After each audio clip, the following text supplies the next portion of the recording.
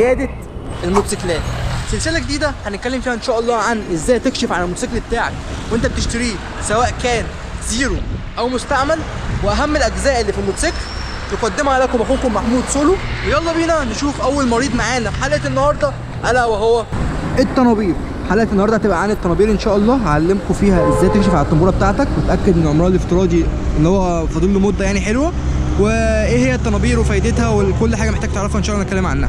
طيب مبدئيا تعالوا نتكلم عن السؤال الحلقه اللي فاتت اللي هو ليه طنبوره قدام بتبقى اكبر من طنبوره ورا. وده لان كل ما زادت المساحه اللي بيمسك فيها التيل بيزيد القوه بتاعت الفرمله. بمعنى انت مثلا دوست الفرامل دي لو مسكت في ايدك كده كلها تمام ودوست هتبقى اقوى غير لما مسكت بصبعك كده ودوست تمام، عشان خاطر حجم ايدك بقى مالك البتاع كلها. نفس القصه هنا ان التيل بيبقى مالك الطنبوره كلها، فبيبقى بيولد قوه اكبر من لما يبقى تيل اصغر على طنبوره اصغر، فاهم حاجه؟ ودوت عشان كده الطنبوره قدام او الفرامل قدام بتبقى اقوى من الفرامل ورا، وده المطلوب لان انت المفروض الفرامل بتاعت قدام تسعفك عن فرامل ورا. فاهم ازاي؟ ان الفرامل اللي قدام لو مش قويه، فانت لو لا قدر الله مسكت فرامل ورا وما اسعفتكش وفرامل قدام كمان ما اسعفتكش، يبقى انت كده هتلبس، فاهم؟ فلازم عشان كده هخلوا فرامل قدام للاسعاف، او اللي هي لما انت خلاص هتلبس وفرامل ورا مش موجوده تمسكها فبتولد قوه 70% اقوى من اللي ورا، فاهم ازاي؟ بس ده كان اجابه السؤال. طبعا هنتكلم عن الطنبوره. الطنبوره ديت يا جماعه مصنوعه من الالومنيوم، مصنوعه من الالومنيوم عشان خاطر تتخلص من الحراره بسرعه، تمام؟ مش بما ان انت كل شويه بتمسك فرامل وبتسيب فبيحصل احتكاك، فالاحتكاك ده بيولد حراره، فالحراره دي بتبقى كل دوت على الطنبوره، فبالتالي بيأثر على الطنبوره، فاهم ازاي؟ فلازم عشان كده كانت تصنع من الالومنيوم، وطبعا فيها اخرام عشان التهويه، كل دوت عشان خاطر ايه؟ تتخلص من الحراره بسرعه. طيب ازاي نكشف على الطنبوره بتاعتنا دي يا عم سولو؟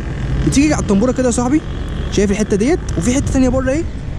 لوحدها مع حلقه. الحته اللي جوه دي التيل بيمسك فيها على طول، الحته اللي بره دي التيل مش بيوصل لها، فانت بتخلي الحته اللي فوق ديت مرجع ليك عن الحته اللي جوه. ازاي؟ ان انت بتحسس كده على الطنبوره، بتشوف فيها عالي وواطي ولا لا، بتشوف فيها، سيبك من الخدوش كده بتحصل نتيجه الاحتكاك التيل، بس بتشوف فيها عالي وواطي ولا لا. لو فيها عالي وواطي يبقى الطنبوره ديت كده تعبانه، لو ماشيه ميه واحده مع الحته اللي بره ديت كده، فاهم؟ كلها، يبقى الطنبوره ديت لسه فيها.